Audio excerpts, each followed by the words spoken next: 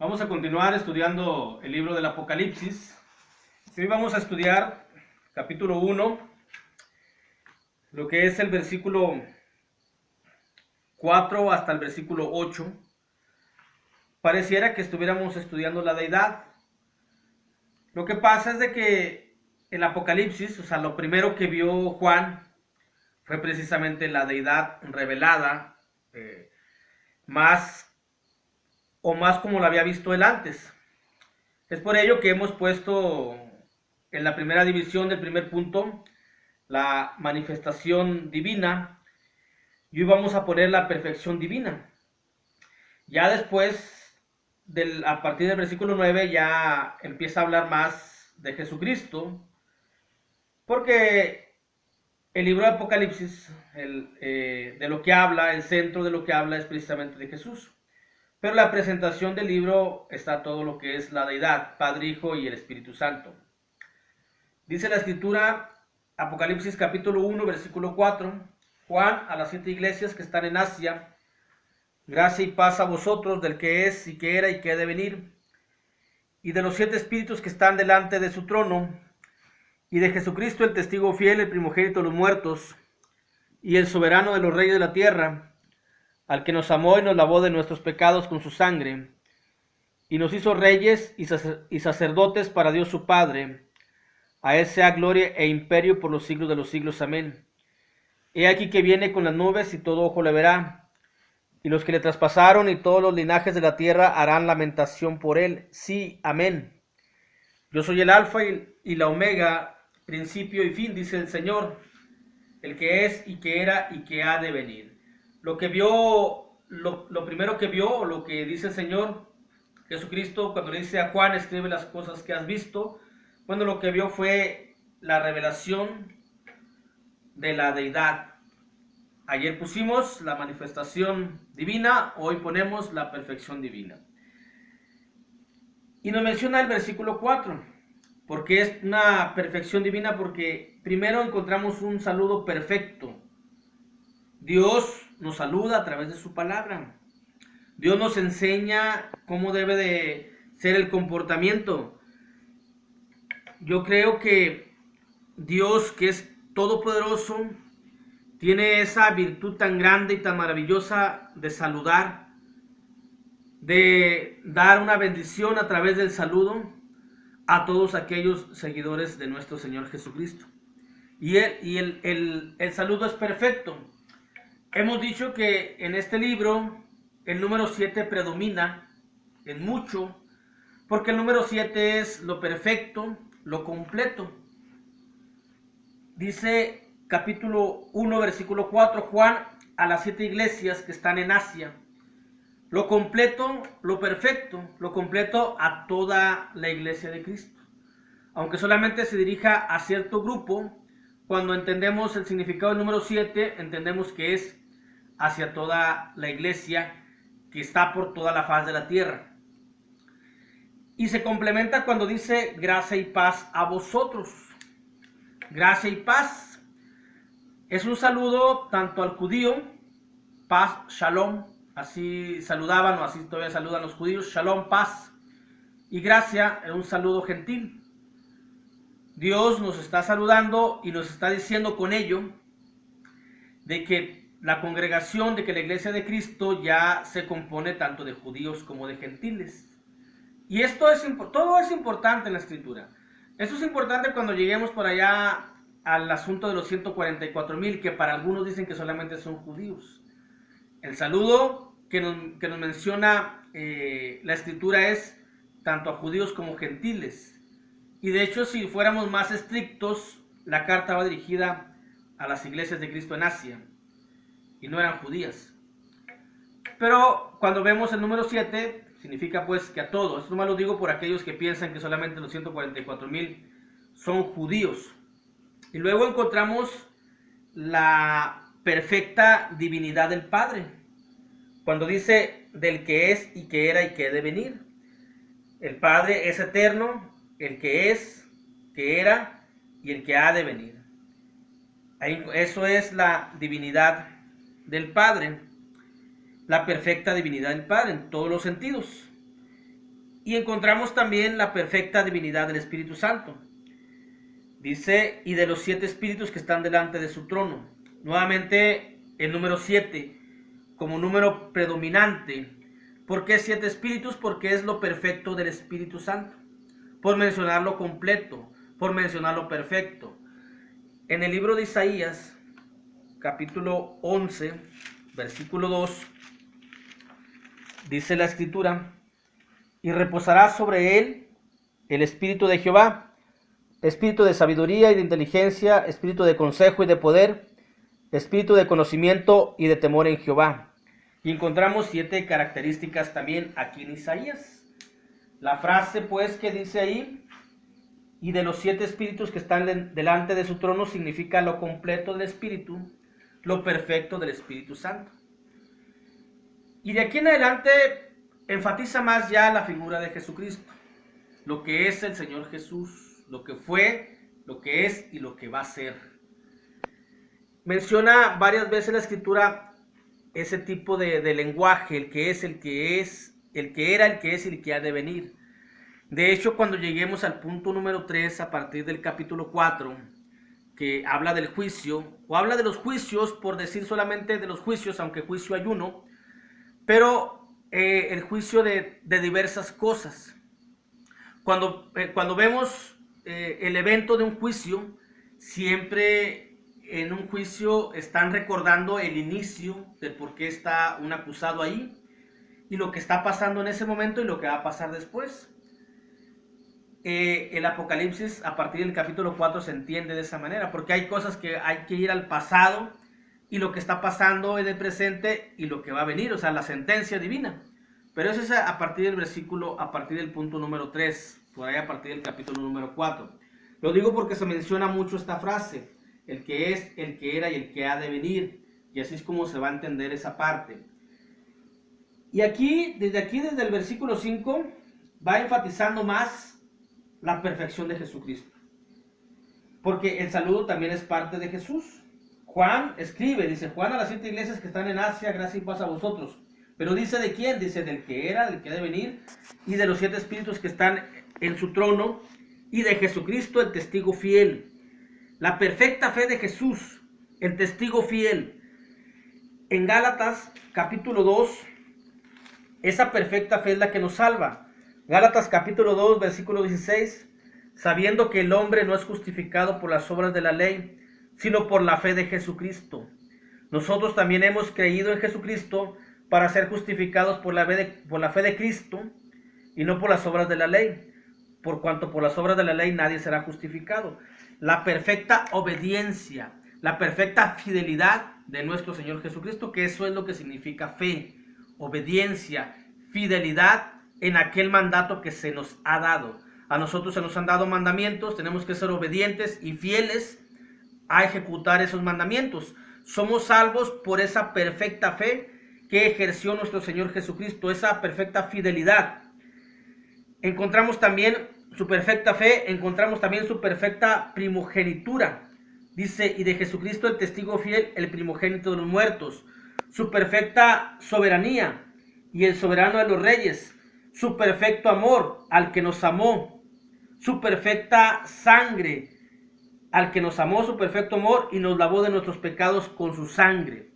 Enfatiza todo ello. El escritor va enfatizando. ¿Por qué enfatiza más la figura de Jesús y deja un poco más la figura del Padre y del Espíritu Santo? Bueno, porque actualmente hay muchos que no creen en la divinidad de Jesús. De ahí el versículo 7. He aquí viene con las nubes y todo ojo lo verá, y los que le traspasaron y todos los linajes de la tierra harán lamentación por él. Sí, amén.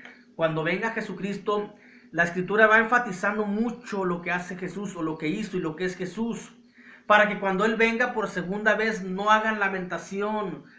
Por ello es importante que en este momento creamos que Jesús es Dios, que Jesús nos ha redimido, que Jesús nos ha salvado, que Él vino a morir por nosotros. Si no, entonces harán lamentación, llorarán cuando se vea su perfecta segunda venida.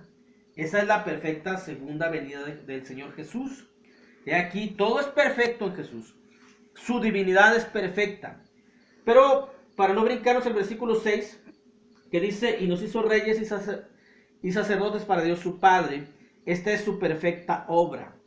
La traducción más correcta se debe leer así: y nos hizo un reino, y nos hizo, o hizo de nosotros un reino y sacerdotes para Dios, que es la traducción más correcta, porque reyes solamente, el rey de reyes o el solo rey es nuestro Señor Jesucristo. No, todos los miembros de la iglesia de Cristo somos sacerdotes, todos. Aquí no hay distinción, todos somos sacerdotes, las mujeres también, porque todos debemos de ofrecer sacrificio a Dios, que ese es vuestro culto racional, dice Romanos capítulo 12, versículo 1. Pero todos y cada uno de nosotros, en la iglesia de Cristo, todos somos sacerdotes. Pero ya dentro de la organización hay funciones específicas para el hombre. La traducción pues más correcta es, e hizo de nosotros, o hizo un reino, nos hizo un reino de sacerdotes. Por allá en Éxodo capítulo 19 nos dice, Éxodo capítulo 19, versículo 6, dice, y vosotros me seréis un reino de sacerdotes y gente santa. Estas son las palabras que dirás a los hijos de Israel. Esta debe de ser lo que debe decir Apocalipsis 1:6, un reino de sacerdotes. Ahí está un poco mal la traducción, pero no tiene mayor relevancia, simplemente que hay que explicar lo correcto. Cuando enfatiza todo eso, su perfecta primogenitura, su perfecto amor, su perfecta obra que hizo en nosotros, o que hizo para Dios su Padre, vino e hizo un reino perfecto y a todos nos dio la cualidad de ser sacerdotes, de modo que podemos ofrecer, o debemos ofrecer, es una de nuestras obligaciones, ofrecer sacrificios, presentar vuestro cuerpo como sacrificio santo y agradable a Dios. Y entramos al versículo número 8, que con este versículo deja más que claro la perfecta deidad de nuestro Señor Jesucristo. Cuando dice el versículo 8, yo soy el alfa y la omega, principio y fin, dice el Señor. Corintios nos dice que tenemos un solo Dios, el Padre, y un solo Señor, el Hijo. Tenemos el Señor Jesucristo. Cuando dice el Señor, se refiere al Señor Jesucristo, que también pudiese ser aplicado al Padre y al Espíritu Santo, porque tienen las mismas cualidades y características. Pero lo menciona después de lo que viene narrando de Jesús.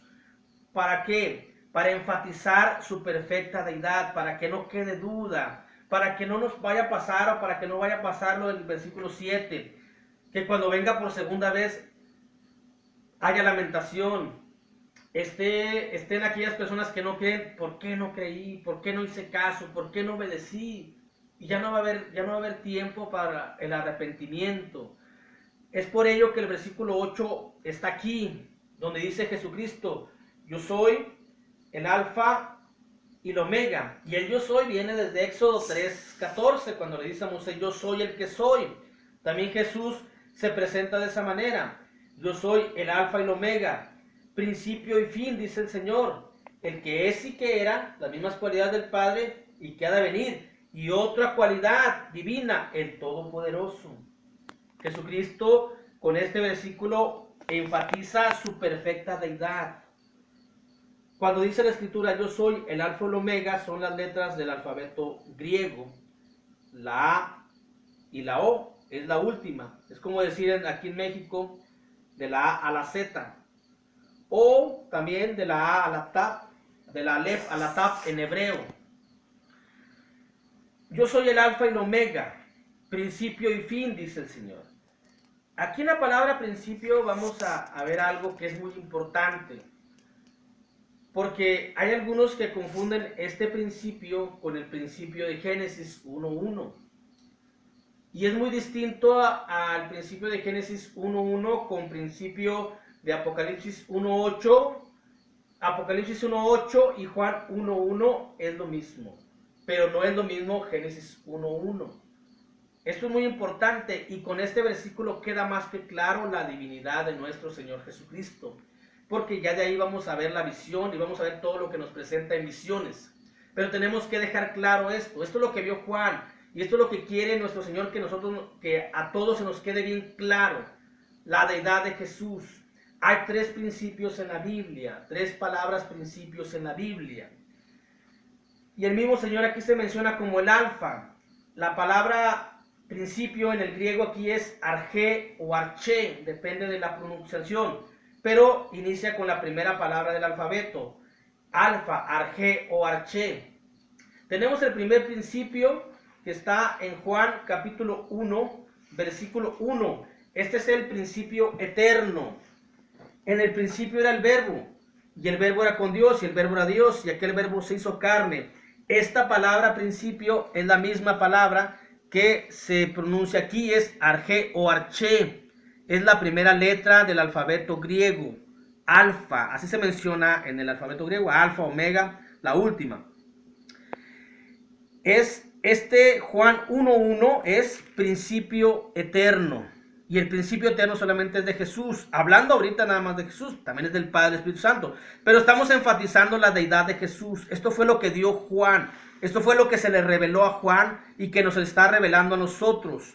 La perfecta divinidad o la perfección divina. Principio de la eternidad, principio eterno. Contrario a Génesis 1.1. Génesis 1.1, cuando dice la escritura, en el principio creó Dios los cielos y la tierra. Este es el principio de la creación. Es distinto al principio eterno. Aquí la palabra hebrea con la que se menciona principio es Bereshit. Y Bereshit es la segunda letra del alfabeto hebreo. La primera es Aleph, Bet, Gimel, Dalet, Ei. Bueno, para no mencionarlo todo, la primera es Aleph en el hebreo. La segunda es Bet. Y este principio en el hebreo es Bereshit, la segunda letra del alfabeto hebreo. Principio eterno, la primera letra del alfabeto griego, Aleph. Principio eterno, alfa. En el griego es alfa. Aquí es Bereshit, Bet. Aleph es la primera letra del alfabeto hebreo. Pero cuando dice Juan 1.1, menciona el alfa, principio eterno. Génesis 1.1, Bereshit, segunda letra, segundo principio. En este principio que forma parte de la eternidad de Dios, pero no desde el principio eterno de Dios. Dios en su eternidad crea los cielos y la tierra. Cuando crea los cielos y la tierra, crea el reino que está diseñado, dice la escritura, desde antes de la fundación del mundo, desde antes del orden que Dios estableció de todas las cosas. Cuando Dios en el principio creó los cielos, creó los ángeles, los que después se hicieron demonios, a Satanás, y la tierra. Pero este no es el mismo principio que tiene el verbo. El principio que tiene el verbo es alfa, el principio, el primero. Por eso mencionas, yo soy el primero y el último. Y aquí es Bereshit, es la segunda letra. Y hay otro principio. El otro principio, aunque no lo menciona la Biblia como principio, podemos mencionarlo como inicio, pero le vamos a poner el principio, es el versículo 5 de Génesis 1. Y llamó Dios a la luz día y a las tinieblas llamó noche. Y fue la tarde y la mañana un día. Ese es el principio del tiempo humano. Que en el griego la palabra es cronos o chronos. Aunque fuera chronos, la primera letra es la C. La tercera letra, la C. A, B, C. Encontramos pues que en el principio, cuando vemos ahí Apocalipsis, dice, yo soy el alfa, el omega, el principio y el fin. Él es el principio eterno, Juan 1.1, el principio eterno. Él es Dios, desde ahí donde inicia la vida con Jesús, hablando de Jesús solamente. El principio de la creación es la segunda letra, es un segundo principio creativo, pero que ya estaba el primero. ¿Por qué lo enfatizo mucho? ¿Por qué? Porque la propia Escritura lo va diciendo. ¿Por qué? Para quitarles aquella idea de que Jesús no es Dios. Juan 1.1 lo dice claramente, en el principio era el verbo, el alfa. Dice Jesús, yo soy el alfa y el omega, principio y fin, el primero y el último. Y para que no haya confusión en cuanto al principio de Génesis, aquel es un principio creativo. Y del principio de la creación al principio humano pasaron muchos años que no se pueden determinar. Hasta que empieza el tiempo humano, el cronos. El tiempo de Dios es kairos, es distinto. Porque el tiempo de Dios no lo determina el día ni la noche. Solamente el tiempo, eso lo determina el tiempo para nosotros. Cronos, el A, la B y la C. A, principio eterno. B, Bereshit, principio de la creación. C, cronos, tiempo humano. Esto es lo que encontramos en la perfecta divinidad y enfatiza mucho la deidad, la perfecta deidad de nuestro Señor Jesucristo. Para que, vuelvo a mencionar, para que no se haga lamentación cuando venga la perfecta segunda venida de Jesús, que todos los acontecimientos a partir del capítulo 4 es cuando se dé la segunda venida de Jesús, para que no haya lamentación de tantas personas y que se lamenten y que vean la figura, la deidad en todo su esplendor de Jesús y no empecemos a quejarnos, no nos empecemos a lamentar, no empecemos a llorar, ¿por qué no creí?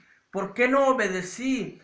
Es tan fácil. De hecho, la vida cristiana tiene sus complicaciones como las tiene la vida, pero se puede vivir una vida cristiana, se puede vivir en esta vida teniendo un pensamiento de acuerdo al pensamiento de Dios, no de acuerdo al pensamiento del mundo. No se pierde uno de gran cosa, más no se pierde uno de nada, sino que uno lo que gana es una promesa que es divina y que es fiel y que es verdadera, que es la vida eterna. Porque tenemos que creer todas las profecías que vienen en el Apocalipsis, el juicio, el destino final. Por ello estamos dando este estudio acerca del Apocalipsis. Y lo que vio Juan fue la perfecta divinidad o la perfección divina. Padre, Hijo, Padre, Espíritu Santo y el Hijo.